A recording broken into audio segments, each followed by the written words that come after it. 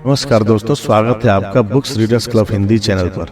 हम यहाँ पर प्रेरणादायक स्टोरी और किताबों के अद्भुत समरी लेकर आते हैं। अगर आपको हमारा कंटेंट पसंद आता है तो कृपया हमारे चैनल को लाइक, शेयर और सब्सक्राइब करना न भूलें। चलिए स्टार्ट करते हैं आज की कहानी के साथ। गौतम बुद्ध ने अपने जीवन काल में अनेक ऐसी शिक्षाएं दी जो आज भी हमारे जीवन में प्रासंगिक हैं। उनकी कहानियां और उपदेश हमें जीवन की सच्ची खुशियों का मार्ग दिखाते हैं। आज की कहानी एक धनी व्यक्ति की है जो अपनी खुशी की खोज में बुद्ध के पास गया।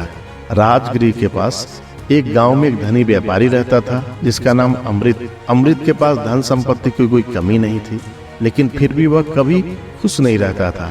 उसे हमेशा कुछ न कुछ अधूरा लगता था। अपने दुख को दूर करने के लिए उसने अनेक प्रयास किए, लेकिन उसे सच्ची खुशी का मार्ग नहीं मिल सका। एक दिन अमृत को किसी ने बुद्ध के बारे में बताया। उसने सुना कि बुद्ध एक महान संत हैं और वे सच्ची खुशी का मार्ग दिखा सकते हैं। यह सुनकर अमृत ने बुद्ध से मिलने का निश्चय किया और उनके पास गया। बुद्ध ने उसे सहर्ष स्वीकार किया और उनकी सारी समस्याएं सुनी। अमृत ने बुद्ध से कहा, महात्मा, मेरे पास धन दौलत की कोई कमी नहीं है, लेकिन फिर भी मैं खुश नहीं रहता हूँ। कृपया मुझे सच्ची खुशी का मार्ग दिखाएं। बुद्ध ने उसे ध्यान से सुना और फिर उसे एक कार्य करने के लिए कहा।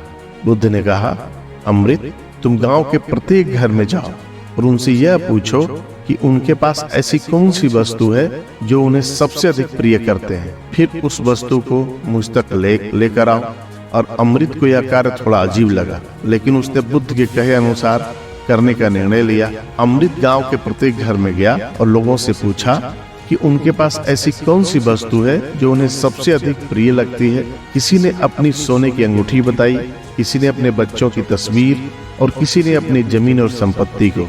लेकिन जब अमृत ने उन्हें वह वस्तु देने के लिए कहा तो कोई भी उसे देने के लिए तैयार नहीं हुआ। अमृत ने देखा कि हर व्यक्ति अपनी प्रिय वस्तु को अपने पास रखना चाहता है और उसे छोड़ने के लिए तैयार नहीं है। यह देखकर अमृत को समझ में आया कि हर व्यक्ति अपने अपने ढंग से अपनी खुशी की खोज में लगा हुआ है और अपनी प्रिय वस्तुओं से अपनी खुशी को जोड़कर रखता है। अमृत ने वापस बुद्ध के पास जाकर अपनी यात्रा का वर्णन किया। बुद्ध ने मुस्कुराते हुए कहा, अमृत, सच्ची खुशी बाहरी वस्तुओं में नहीं बल्कि हमारे अंदर होती है।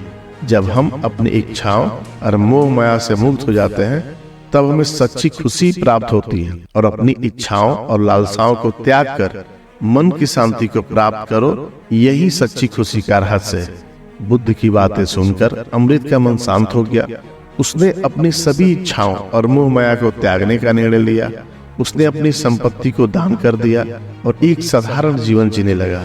उसने ध्यान और साधना के माध्यम से अपने मन को शांत किया और सच्ची खुशी को प्राप्त किया।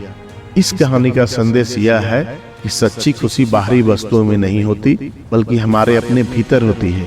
जब हम अपनी इच्छाओं और लालसाओं से मुक्त हो जाते हैं तब हमें सच्ची खुशी प्राप्त होती है। बुद्ध की शिक्षा हमें यह सिखाती है कि सच्ची खुशी का रहस्य हमारे मन की शांति में है।